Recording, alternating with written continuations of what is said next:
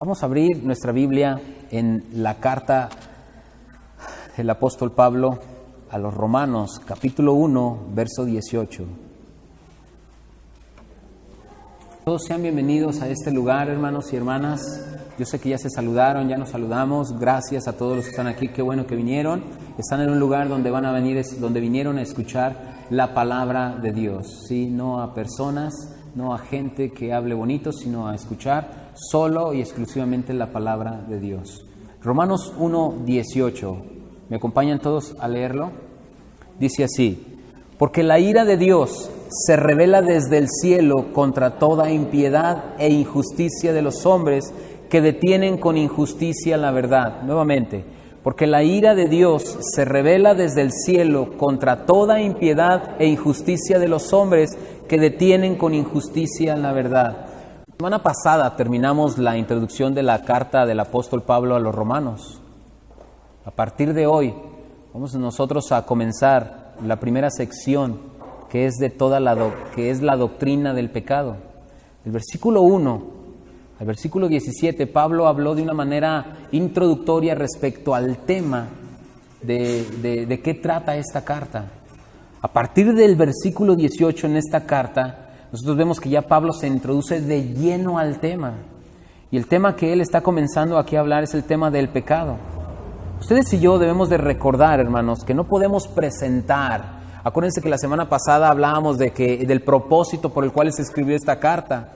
Y Pablo dice que se escribió para que los romanos escucharan, supieran la esencia de para qué predicar el Evangelio. Pablo nos enseña por medio de esta carta que nosotros no podemos presentar las buenas noticias, las buenas nuevas, si no hemos presentado a través de la ley, ¿qué cosa? La condición del ser humano.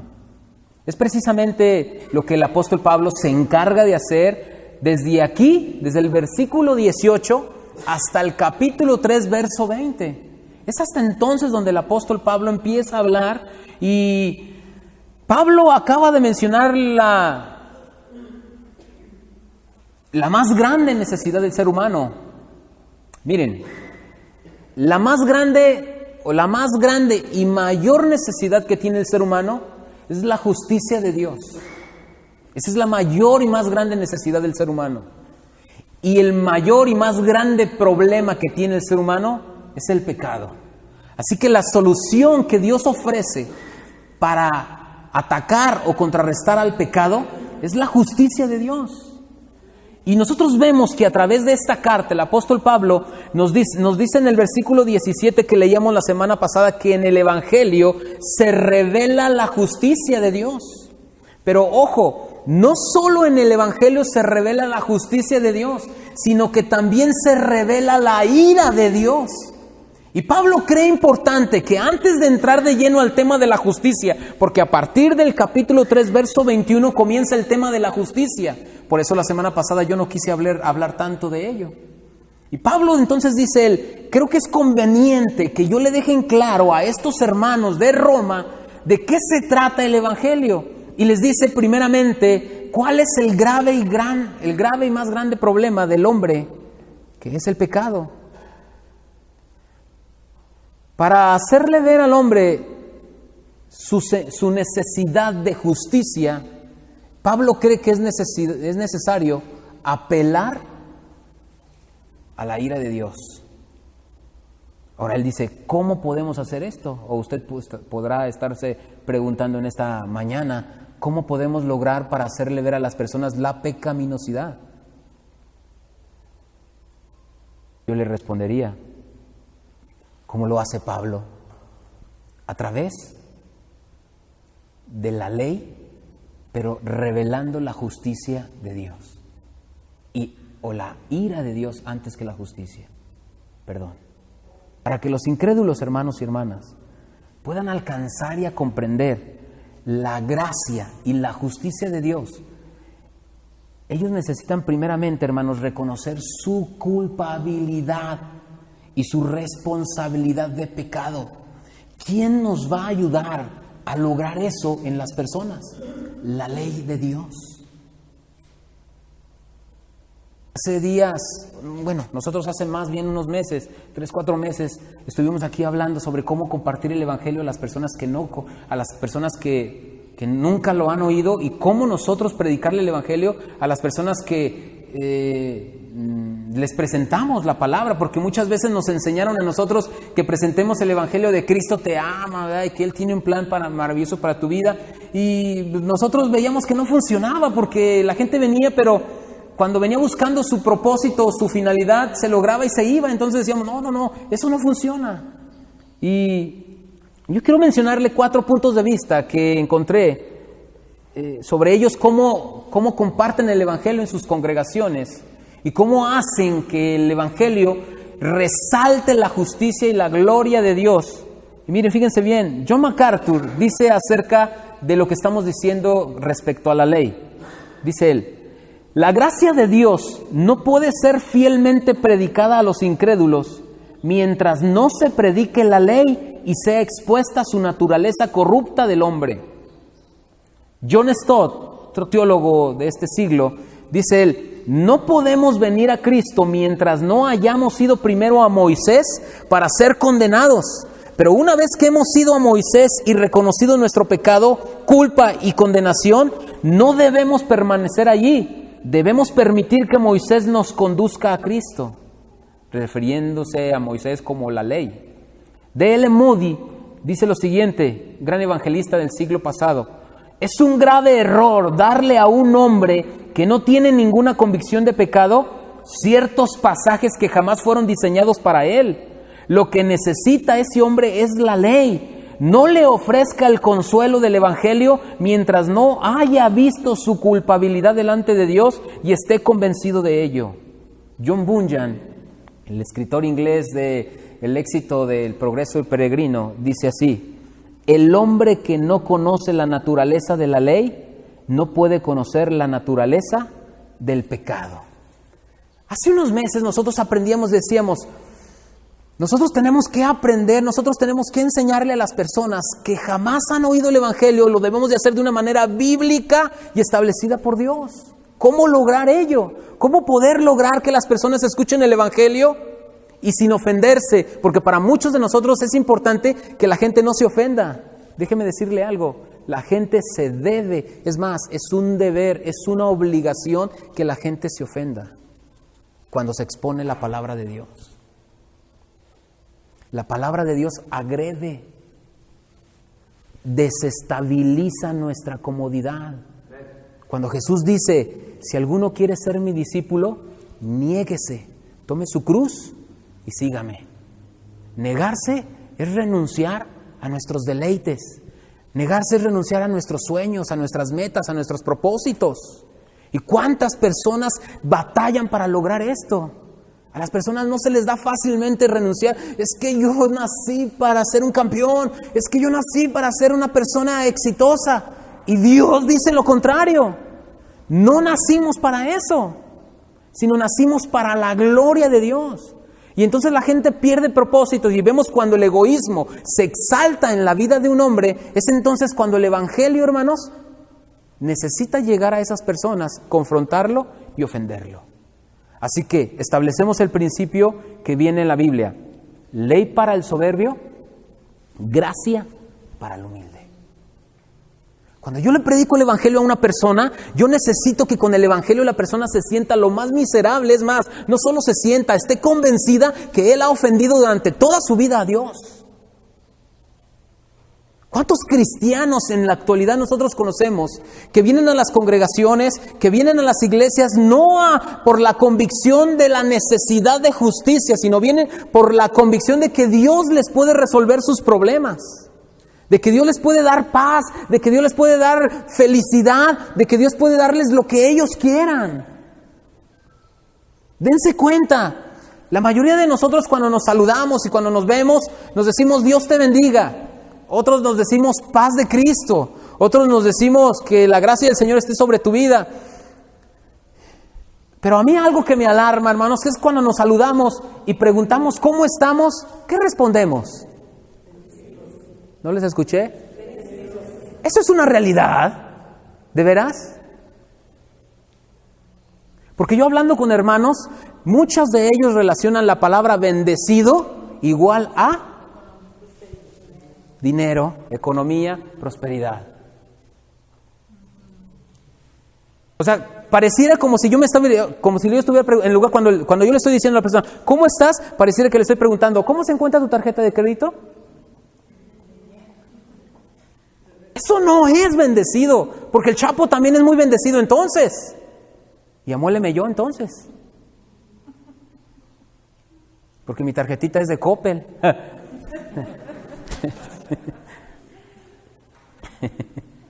Y se abre con 50 pesos. O sea, no estoy hablando de eso. No estamos hablando de eso. Ni estamos diciendo, entonces quien tiene una tarjeta de crédito es malo. No. Estamos diciendo que bendecido no es sinónimo a tener prosperidad económica. Bendecido es que de verdad yo le pregunte cómo estás y usted me diga, por la gracia de Dios soy salvo. Esa es una bendición que no todos disfrutan. La salvación comienza, hermanos, en vida. La salvación comienza en esta tierra. Muchos piensan que la salvación va a ser después de muertos. Dijo Jesús, el que en mí cree tendrá vida eterna. ¿Y cuándo creímos? ¿Cuando morimos? Desde que empezamos a creer en esta vida, ya tenemos nosotros vida eterna. Por eso para las personas promedio que piensan que morir, todo se derrumbó, porque ellos no saben ni tienen la capacidad de entender que la vida eterna comienza desde ahorita. Cuando ellos mueren, ahora pasan a una mejor vida. El cristiano que muere en Cristo, pero el cristiano que no muere en Cristo, por eso se está tronando los dedos de que no quiere morir. ¿A qué se debe que el día de hoy no hay genuinas conversiones? La gente no se convierte. Vamos a las iglesias, la gente va a la iglesia, la gente va, ya lo hemos dicho bastante, y perdóneme que sea tan repetitivo, la gente va a sentir bonito, la gente va a socializar, la gente va a hacer amistades, la gente va a hacer relaciones. La hermana que no vende abón en la colonia, ahí aprovecha, porque somos 300, aquí mínimo me aviento, aquí ya levanto el paquetito. ¿A quién de todos van a eso? Otro va a vender, allá en San Luis había una hermana que iba a vendernos enchiladas. Cada quien lleva su propósito para ir a la iglesia. ¿Qué es lo que nos mueve a nosotros venir a la iglesia? ¿De verdad nuestra necesidad de justicia de Dios? ¿O de verdad es porque yo quiero privilegios, quiero conocer la mano de Dios, yo quiero experimentarla? Estamos equivocados muchas veces. Pablo, hermanos, en el versículo 18, comienza a decir que la ira de Dios se revela desde el cielo contra toda impiedad. Pablo cree que es necesario acerca de este tema, de la ira de Dios, primeramente hablar de ella antes que la justicia. Él dice, no puedo hablar de la justicia, sino primero le muestro la veracidad de la pecaminosidad de cada una de las personas. Ahora, está hablándole a una iglesia, le está hablando a unos cristianos que son en Roma, que se convirtieron primero, antes que él. Perdónenme. Se me seca la boca. Entonces, Pablo cree primeramente hablarle a personas, Pablo cree primeramente hablarle de la ira de Dios a personas que ya conocían el Evangelio. Se supone que los cristianos podían haber dicho, no, Pablo, nosotros eso ya nos lo sabemos. No, tráenos algo nuevo, algo fresco, algo. No, los cristianos estaban escuchando, los primeros cristianos de Roma estaban escuchando el Evangelio, estaban escuchando que la ira de Dios se revela contra toda impiedad, y ellos probablemente ya lo sabían, pero Pablo quería asegurarse que ellos estaban en la fe, que estaban completamente seguros, anclados en la esencia del Evangelio. Y entonces vemos allí, Pablo comienza a hablar de la ira. Y yo quiero que nosotros veamos algunas cosas.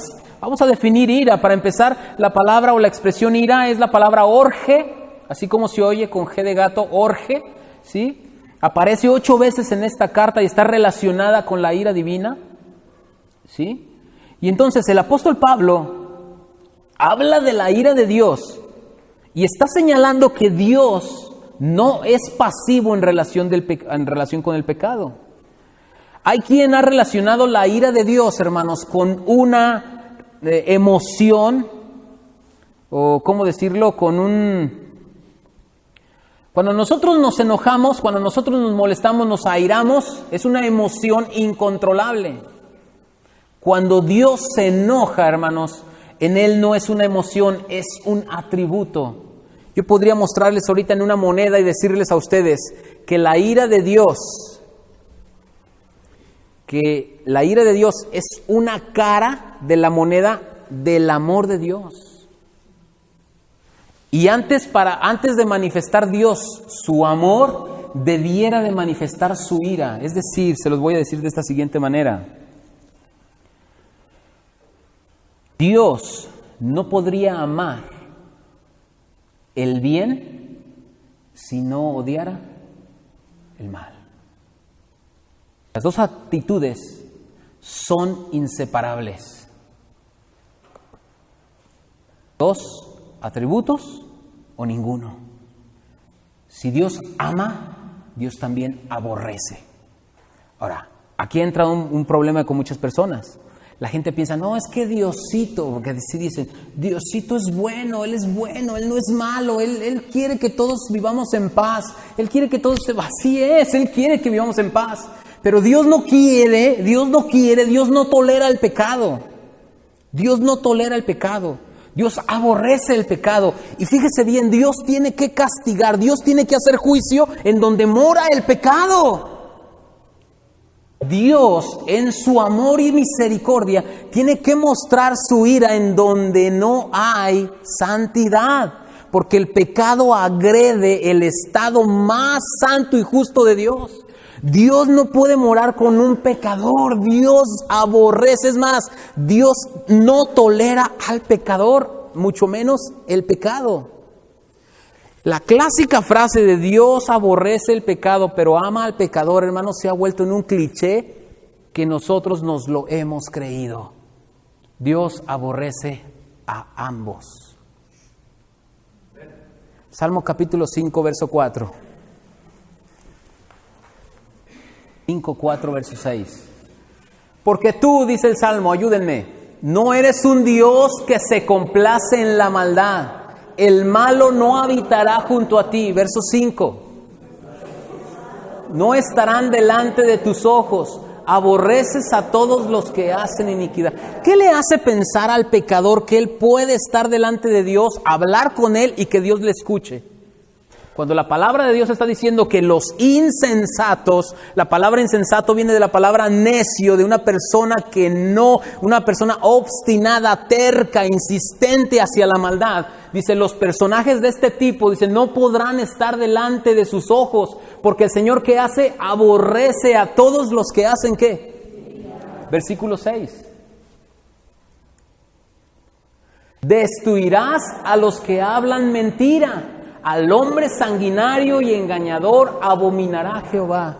Ahora, aquí conviene que digamos nosotros alguna cosa, porque las personas dicen, bueno, hermano, ¿quién no ha dicho mentiras? Porque dice allí, destruirás a los que hablan mentira. Y yo creo que si hiciéramos una evaluación de los que estamos aquí, mínimo la mayoría hemos dicho una mentira, ¿sí o no? Si ustedes dicen una mentira, ¿cómo se le debe decir a una persona que dice mentiras? Mentiroso. Por una mentira que yo diga, ¿yo ya me puedo convertir en un mentiroso? ¿Sí? O sea, ¿cuántas mentiras hay que decir para ser un mentiroso? Una. Para ser un violador, ¿cuántas violaciones debe de cometer una persona? Una.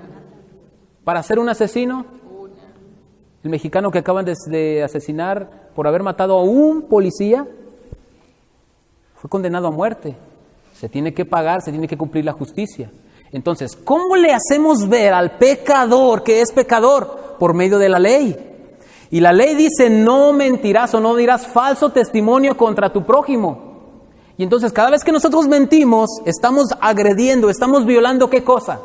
La ley. Entonces, a través y por medio de la ley, nosotros vamos a convencer al pecador de que es pecador. Y entonces la ley es la que nos ayuda, la ley es más, fíjense bien, ya no hay niños aquí para ayudarme a hacer mis actuaciones, ¿verdad? No, está muy grandote. Edgar, ven hijo, ni modo. Cuando un pecador, hermanos, una persona comete un pecado, ¿se han leído ese pasaje que dice, donde abundó el pecado, sobreabundó la gracia? Yo no conocí el pecado si no es a través o por medio de la ley, dice Pablo. Entonces, el pecado, hermanos, para que abunde en la tierra, ¿saben qué lo hace o quién lo hace abundar en esta tierra o en el universo? La ley. Porque es a través de la ley que se conoce que es pecado. Si no hubiera ley, no habría pecado. ¿Me explico? O sea, si no hubiera un letrero aquí que dijera, está prohibido manejar a más de 30 kilómetros por hora. Si no hubiera ese letrero, no habría ley en cuanto a eso. Cada quien manejaría a la velocidad que le placiera. Pero, ¿perdón? Un parámetro. Pero gracias a Dios que hay ley, entonces todos podemos de allí medir con ese parámetro quién transgrede, o quién viola o quién no viola la ley. Entonces está el letrero, y aparte del letrero tenemos personas que se encargan a supervisar eso. Ese es el trabajo precisamente de la ley de Dios para con los pecadores. Hacerle ver al pecador que él es pecador. Y entonces cuando viene la persona, ven ahora sí, hijo, cuando viene una persona y comete un pecado, inmediatamente viene la ley y le acusa, le señala, le dice que él es pecador. La ley de Dios solamente para eso sirve, para decirle, violaste un mandamiento, eres pecador.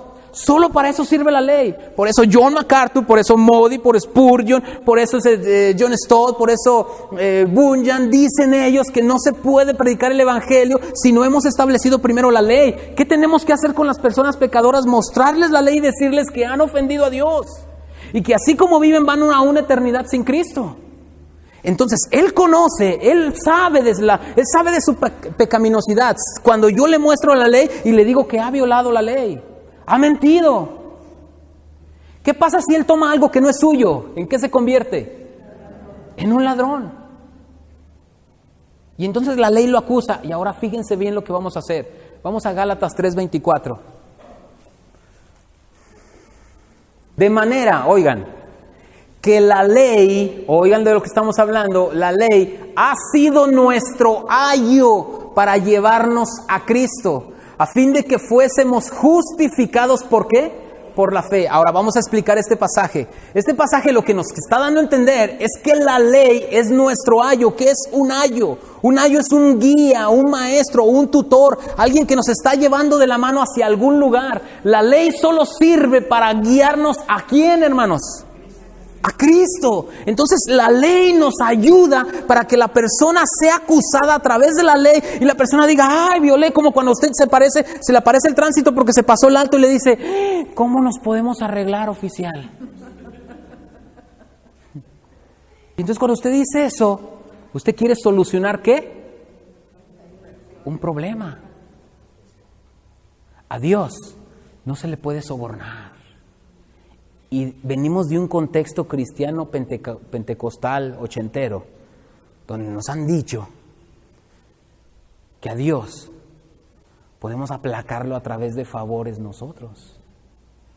No te preocupes, no te entiendes, tú nomás no dejes de ofrendar, tú aquí trae, tú haz y el Señor puede ser bueno contigo. Empiezan a vender el favor de Dios como si ellos mismos lo hubieran solucionado. A Dios no se le compra.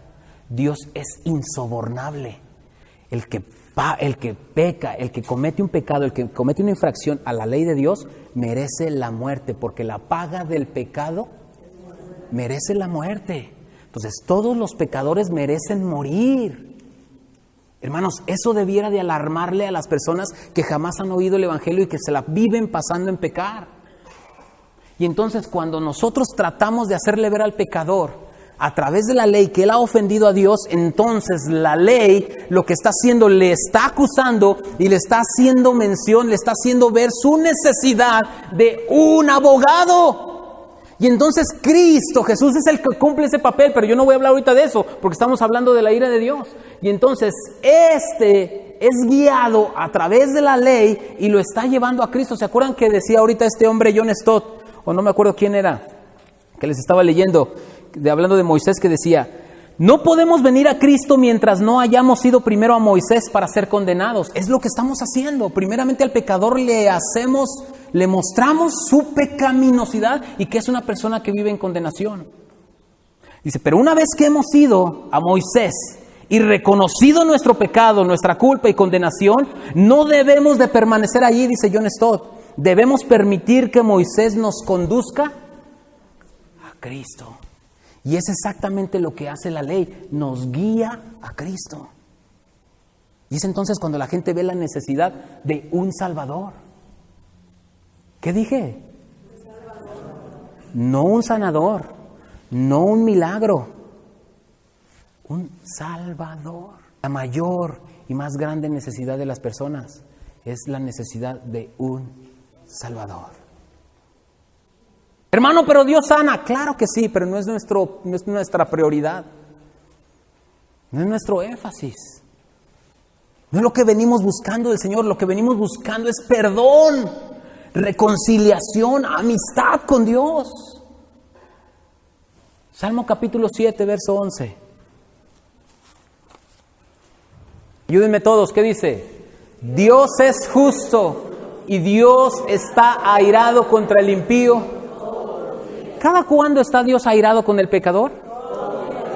Oigan, ¿ustedes sabían eso? Y que yo le pregunto todavía, ¿cómo se encuentra, hermanito? Bendecido. Ah, caray, bendecido un pecador que está Dios airado con él todos los días. Aquí en adelante, piense para decir, cuando le pregunten cómo está. Porque no se trata solamente de usar un lenguaje de protocolo, hermanos. ¿A quién engañamos por el amor de Dios? ¿A quién queremos? A las personas cuando les preguntamos, ¿cómo te encuentras? ¿Cómo estás? Dicen, ¿sabes qué? Todavía sigo en mi naturaleza caída, no me he reconciliado con Cristo. Sería interesante cuando yo me acerco a una persona y platico con ella. Siempre una de las preguntas que le hago siempre es, ¿qué te habla el Espíritu Santo? ¿Qué te dice? Y cuando me dicen a veces, pues que me porte bien, yo digo, no, este tiene un religiosito dentro, pero no a Cristo. Pues que ya no haga cosas malas. Eso es un religioso. Lo que hace el Espíritu Santo a la vida de un pecador cuando viene es le convence de pecado, de justicia y de juicio. El pecador es convencido por el Espíritu Santo. ¿Qué te habla el Espíritu Santo? Que soy un pecador, que no merecía el perdón de Dios, pero Él en su infinito otorgó, no me lo gané, me lo regaló sin merecerlo. Dios es juez justo. Como juez justo, hermanos, Él no puede perdonar el pecado. Él no lo perdona. Oiga, Dios castiga el pecado. Dígalo conmigo. Dios es juez justo. Diga, Dios es juez justo. No perdona el pecado. Lo castiga. Ahora se lo voy a explicar porque ya me está mirando. Ah, caray, entonces, ahí le va. ¿De qué se lo explico? El Señor nunca nos perdonó los pecados. Nunca nos perdonó los pecados. Nunca nos perdonó los pecados. Hubo quien pagó por sus y mis pecados. ¿Eso es perdón? Alguien pagó. Y usted y yo no pagamos nada. Fue un regalo. Pero de que alguien pagó, hermanos, pagó. ¿Se da cuenta cómo Dios es juez justo? Él dijo, como nadie puede pagar, yo voy a pagar. ¿A quién le pagó? Dicen unos hermanos, al diablo. ¿A caray, al que le debiera al diablo? No, él no le debía a nadie. Dios mismo satisfizo su propia justicia. Él mismo aplacó su propia ira y la depositó en Cristo Jesús para beneficio de todos aquellos que habrían de ser salvos. ¿Se da cuenta ahora cómo Dios no nos perdonó los pecados? Castigó los pecados. ¿En quién? En Cristo. Capítulo 11, verso 5 de Salmos. Ayúdenme a leer. Jehová prueba al justo, pero al malo y al que ama la violencia. Hermanos, hasta aquí, ¿no les ha quedado claro eso de que Dios aborrece al pecador? ¿Lo ama, hermanos? Mi Biblia dice que no lo ama. Mi Biblia dice, dice la hermana Cruz, también la mía. La Biblia dice que Él aborrece a todo aquel que hace maldad. Aborrece. Hermanos y hermanas, si usted el día de mañana agarra a un pecador y le dice que Dios lo ama, discúlpeme, usted está diciendo mentiras. Usted está hablando algo que Dios no está diciendo. Y el día de mañana usted va a tener responsabilidad porque esas personas vivan engañadas por toda su vida. ¿A cuántas personas con esas mentiras no las metimos a otras congregaciones y ahí siguen fieles? Engañados por sus y mis palabras. Tenemos responsabilidad para que nosotros a esas personas les vayamos y les predicamos el verdadero evangelio y les digamos, ¿sabes qué? Huye de ese lugar porque ¿sabes qué? Yo te mentí. Yo tuve que hacerlo, ¿sabía usted eso? Yo tuve que hacerlo algún día. En una congregación que yo pastoreaba donde el avivamiento supuestamente se encontraba en ese lugar. Y lo digo para vergüenza mía. Y tuve que pararme un día de pie y decirle a los hermanos, ¿saben qué, hermanos?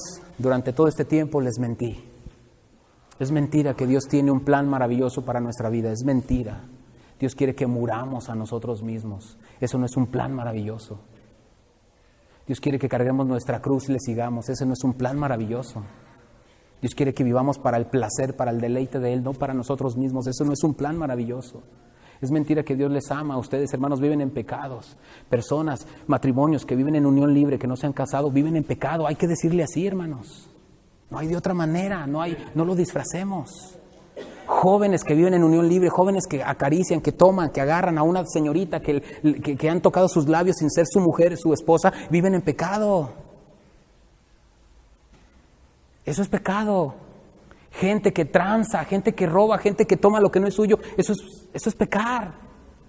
Es una enemiga de Dios, es un enemigo de Dios. Usted necesita a Cristo, usted necesita un Salvador. Yo quiero llevarlo, a trasladarlo, a que usted vea la veracidad de la ley para que usted venga a Cristo y se arrepienta. Porque déjeme decirle que si la ley no le convence de que usted es pecador, un día la ira de Dios se va a rebelar contra usted. Y usted va a desear que los montes se caigan sobre usted, como dice Apocalipsis.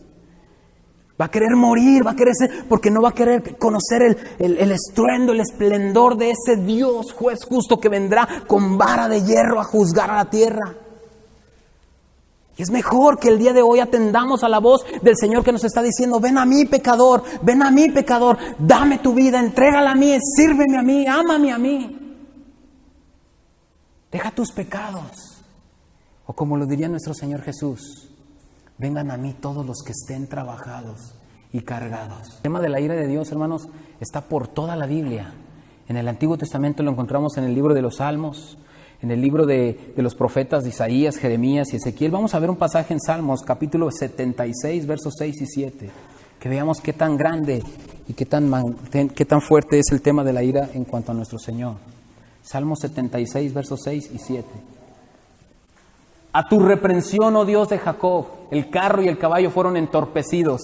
Un salmo que escribe Asaf en cuanto a la relación que el Señor tuvo para con Israel en Egipto. Verso 7. Tú, temible eres tú. ¿Y quién podrá estar en pie delante de ti cuando se encienda? ¿Qué, hermanos?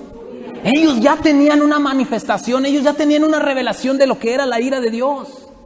Ellos decían, no queremos experimentarla, no queremos conocerla. Es más, los primeritos o de las primeras personas que experimentaron la ira de Dios, hermanos, fue en el tiempo del diluvio.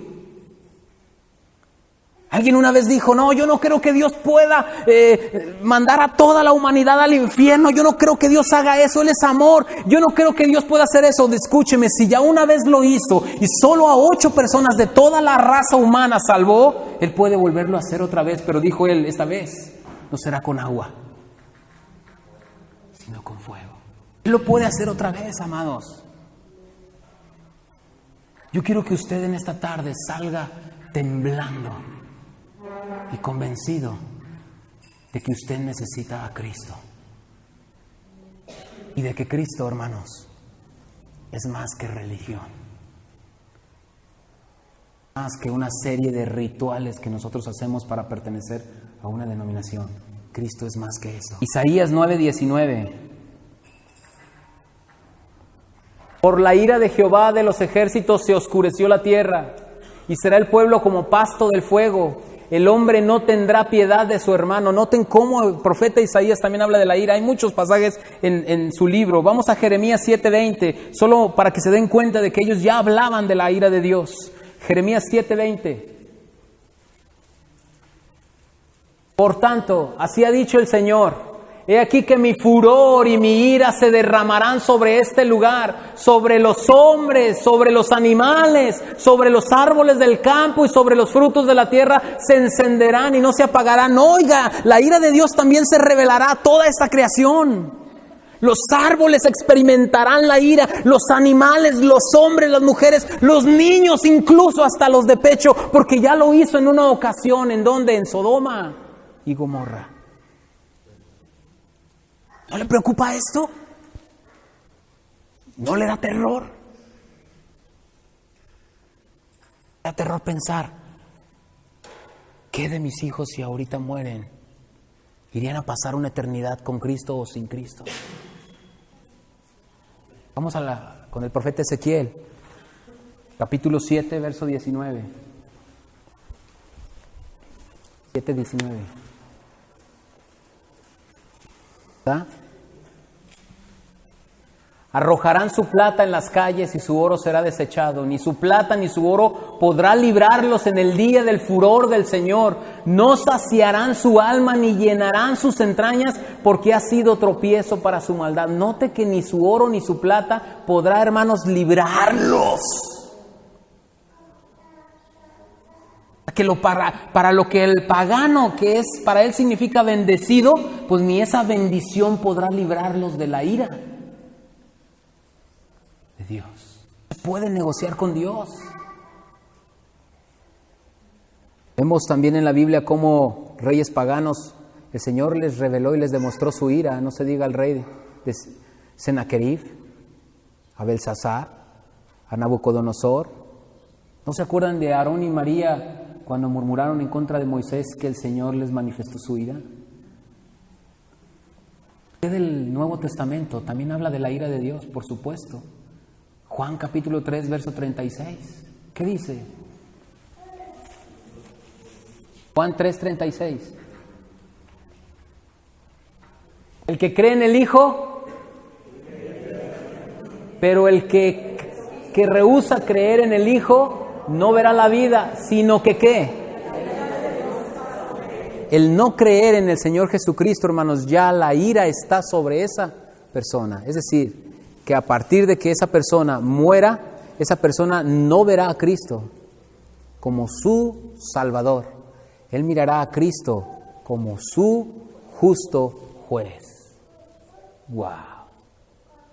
Qué diferente que el Señor pueda tener una cara para unos y una cara para otros. A unos decirle, échenlo a la hoguera, donde está el lloro y el crujir de dientes, y a otros, buen siervo fiel, pasa al gozo de tu Señor. A otro le frunce el ceño y a otro le sonría. ¿Cómo se siente usted cuando a uno de sus hijos o cuando a uno de sus hermanitos lo regañaban, o más bien a usted lo regañaban y al otro le sonreían? Y usted decía, ay, mi mamá hace diferencias. Pues si eso le molestaba y eso lo sentía irse al suelo, debiera de alarmarle saber que algún día se va a encontrar con el Señor. Y esas no son buenas noticias, pero se va a encontrar con el Señor como un juez. El estilo de vida está definiendo qué clase de fruto o de árbol somos. El apóstol Pablo, aparte de Juan en las cartas, en el Evangelio de Juan, también el apóstol Pablo habló a los corintios, a los efesios, a los colosenses y a los de Tesalónica. Vamos a ver el primer ejemplo, a los corintios, primera de Corintios, capítulo 16, verso 22. Hermanos, a mí no me gusta hablar de la ira de Dios, no me apasiona este tema, pero hay que hablarlo. Es necesario que sea revelado y que ustedes sepan qué es la ira de Dios. Y yo quiero ponerles en su corazón una carga, un pesar de que ustedes se vayan hoy convencidos de que las personas que no se vayan, que no sea una naturaleza en ellos, en que Cristo se está haciendo real en su vida, temo decirle que usted va a una eternidad sin Cristo. Yo quiero ponerle ese peso en su corazón. Y no yo, sino la palabra, a través de los sonidos que emite un servidor. El que no amare al Señor Jesucristo, ¿qué pasa?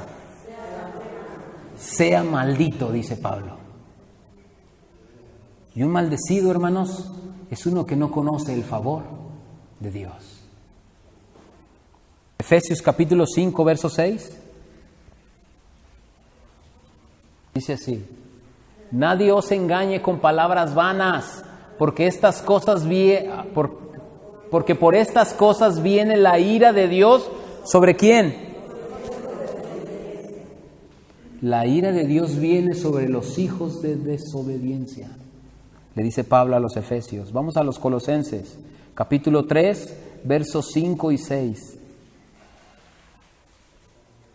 Haced morir pues lo terrenal en vosotros: fornicación, impureza, pasiones desordenadas, malos deseos y avaricia, que es idolatría. 6. Cosas por las cuales, ¿qué, hermanos? O sea, note la ira de Dios. ¿A quién viene? ¿A quién se revela? ¿A quién se le manifiesta la ira de Dios? Verso 5. Pero miren a los que practican ¿qué cosas? Verso 5. Los que hacen fornicación, impureza, pasiones desordenadas, malos deseos, ávaros. Usted puede estar pensando en esta tierra: no, es que yo quiero tener, es que yo quiero hacer, es que yo... Usted puede ser una persona avara y la ira de Dios ya revelándose a su vida por la avaricia que puede haber en su corazón. Por eso Pablo dice: hagan morir pues todo lo terrenal en vosotros. Segunda de Tesalonicenses. Les prometo que este es el antepenúltimo pasaje.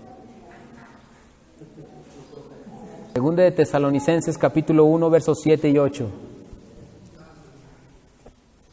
Veo que algunos de ustedes no sonríen. Me da gusto.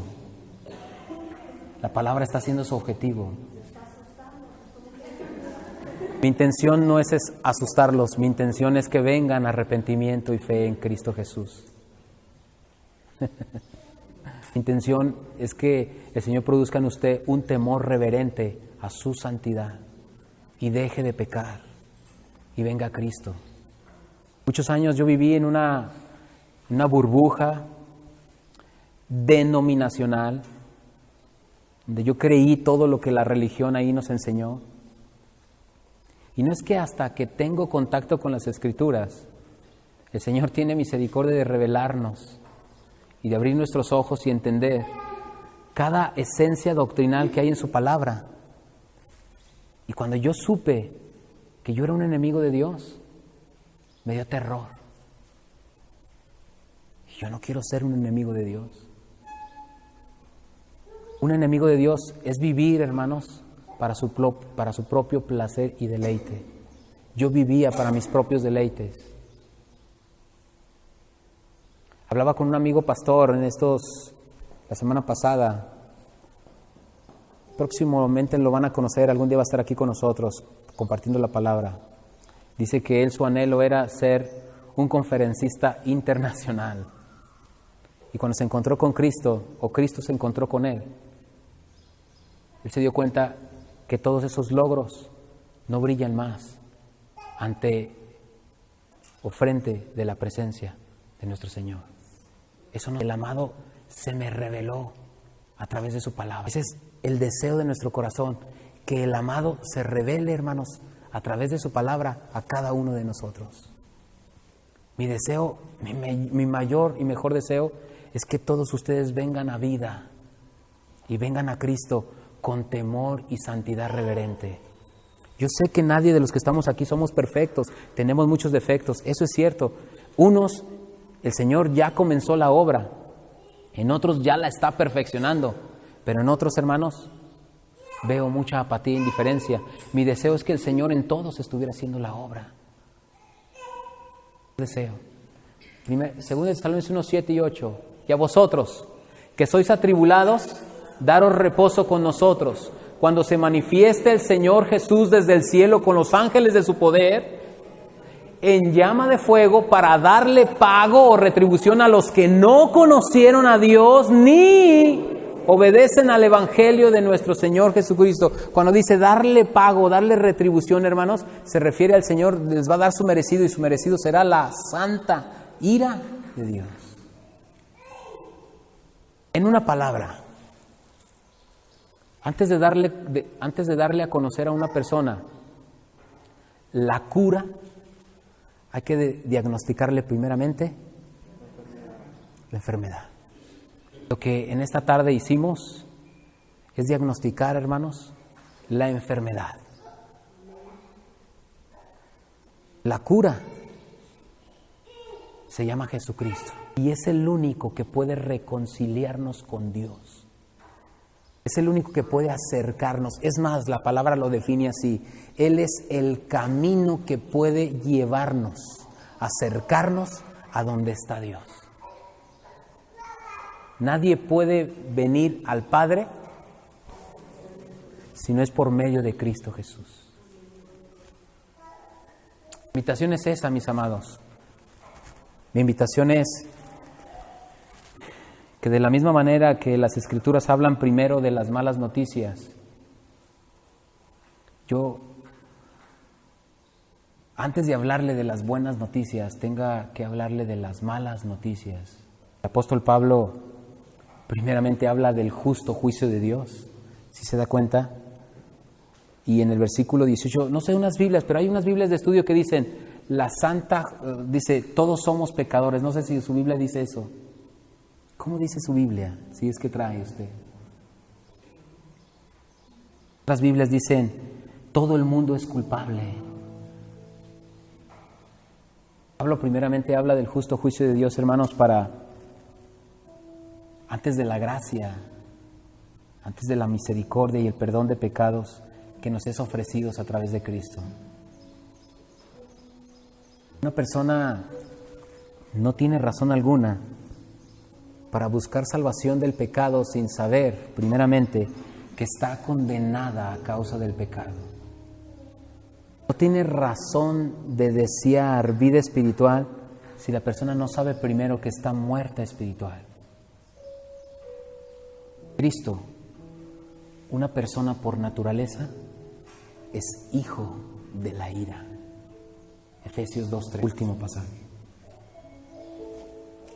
De los cuales también todos nosotros vivimos en otro tiempo en los deseos de nuestra carne, haciendo la voluntad de la carne y de los pensamientos. Y oiga, y éramos por naturaleza lo mismo que los demás.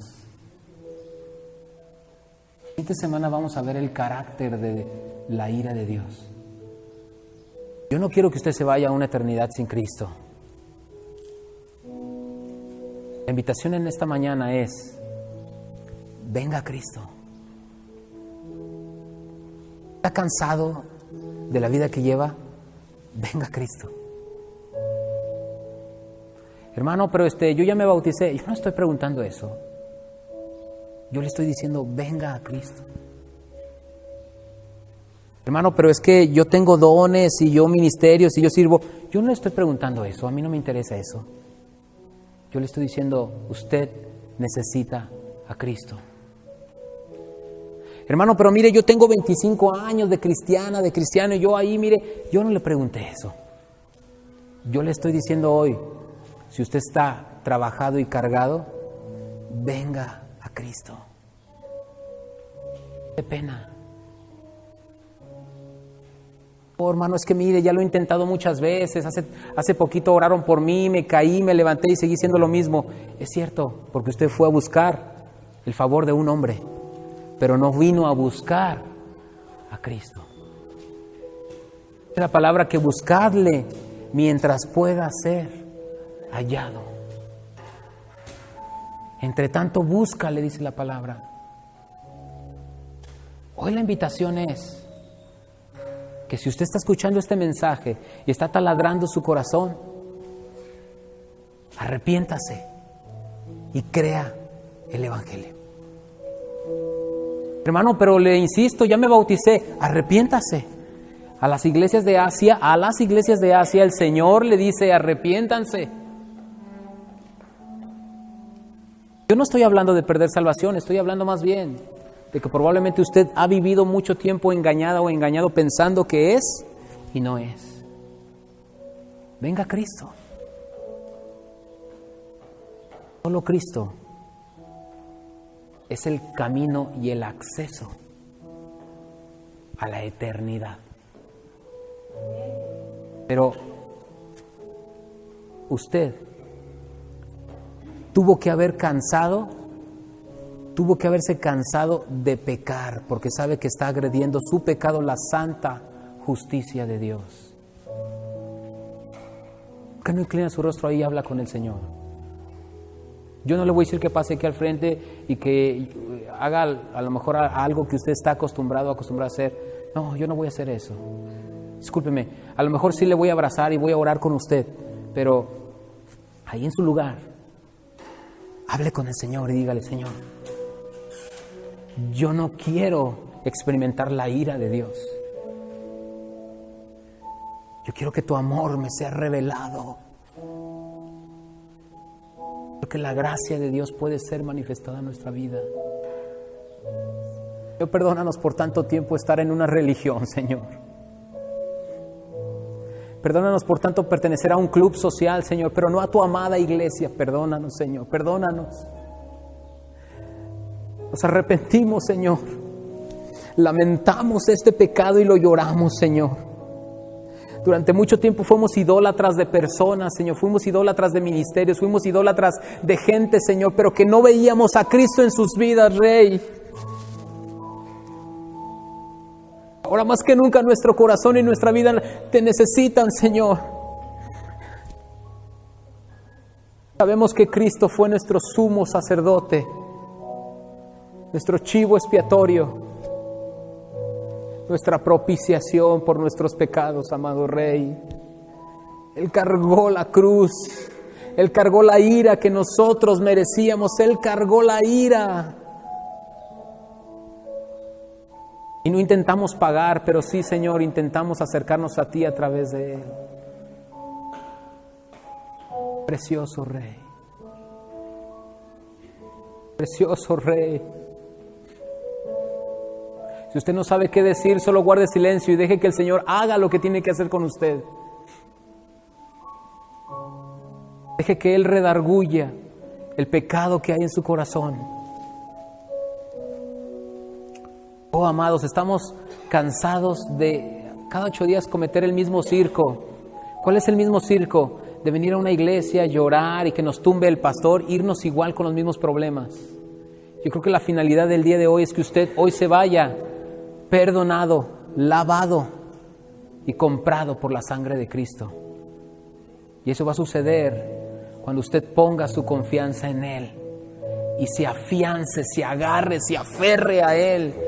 Única, suficiente esperanza en Él. Precioso Señor. Toca las vidas de las personas que están aquí, Señor. Toca la vida de las personas de los que están aquí, Señor. Redarguye en su corazón, Señor. Probablemente le está viniendo a usted, a su corazón, a su mente, esos recuerdos vagos, vanos, pecaminosos en los que usted hizo lo más ruin. O si se está viniendo a su imagen es porque el Señor quiere que usted lamente ese pecado, lo llore y le pida perdón, porque el Señor se lo está mostrando qué tan aborrecible es para Él. No es casualidad que le vengan recuerdos en este momento de todas las fechorías que hicimos sin Cristo. Precioso Salvador, gracias. Gracias, Señor, por demostrar tu amor a nosotros, Rey. Oramos, Señor. Dile en los cielos tu justicia. Dile en los cielos tu justicia, Señor. Hoy el Señor evidenció algunas áreas grises de nuestra vida. Me gustaría que usted cuando se llegue a casa, ojalá y no llegue el mismo Juan, Joel, Eduardo, ha comenzado algo, hermanos. Me gustaría no ser mejores personas, ser así. ¿Me creerían si les dijera que es la meta de Dios para nuestra vida? ¿Saben cuál es el plan maravilloso que tiene Dios para nuestra vida? Ser como Cristo. Personas que pasan allá afuera, más que miren a una persona que aquí brinca y salta y se goza, y está bien. Las personas allá afuera saben que quieren ver a Cristo. Y saben dónde van a ver en la vida de cada uno de nosotros. ¿Recuerdan cuando Pedro se llamaba Simón? pone Pedro. Cuando Pablo se llamaba Saulo, y el Señor cuando se encuentra con Cristo, Pablo, ahora a partir de ahí ya no es Saulo, ahora es Pablo. Juan era el hijo del trueno, y cuando se encuentra con el Señor, ahora es el discípulo. Puede ver eso, puede hacer eso y aún más. Está revelado en nuestras vidas, Rey.